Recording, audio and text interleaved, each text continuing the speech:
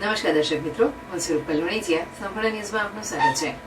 અમીરગઢમાં એક ચોંકાવનારો કિસ્સો સામે આવ્યો છે. ઠાકોર સમાજના સ્મશાન ગૃહમાં લક્ષ્મણ લુહાર નામના યુવકનો વિચિત્ર હાલતમાં મૃતદેહ મળી આવ્યો છે. ઝાડ પર યુવકનું ડીકમ્પોઝ હાલતમાં માથું અને જમીન પર ધડ મળ્યું છે.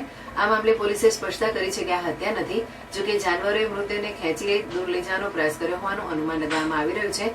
આ અંગે મળતી માહિતી મુજબ લક્ષ્મણભાઈની 28 ઓગસ્ટ 2025 રોજ ગુમ થયાની ફરિયાદ અમીરગઢ પોલીસ મથકે નોંધાઈ હતી. જે બાદ આજે તેનો મૃતદેહ વિચિત્ર સ્થિતિમાં મળી આવ્યો છે. ઝાડ પર નાયલોનની દોરી સાથે માથું લટકેલું હતું, જ્યારે શરીરનો નીચેનો ભાગ જમીન પર પડેલો હતો. પોલીસે તપાસ દરમિયાન મૃતકના ખિસ્સામાંથી મોબાઈલ અને ચાવીઓ મળી હતી.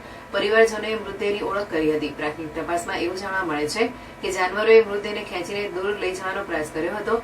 અમીરગઢ પોલીસે આ મામલે અકસ્માતે મોતનો કેસ દાખલ કર્યો છે. પોલીસે વિવિધ ટીમો બનાવી તપાસ શરૂ કરી છે અને મૃતદેહનું પોસ્ટમોર્ટમ કરવામાં આવી રહ્યું છે.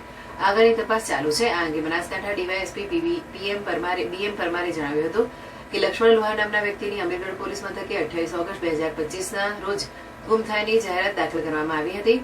આ વ્યક્તિની આજરોજ ઠાકોર સમાજના સ્મશાન ગૃહની અંદર નાયલોનની દોરી સાથે લટકતી લાશ મળી આવી હતી, જેનું માથું નાયલોન દોરી સાથે ગળે ફાંસો ખાધેલી હાલતમાં લટકતું હતું અને ગળાથી નીચેની બોડીનો ભાગ નીચે પડેલ હતો.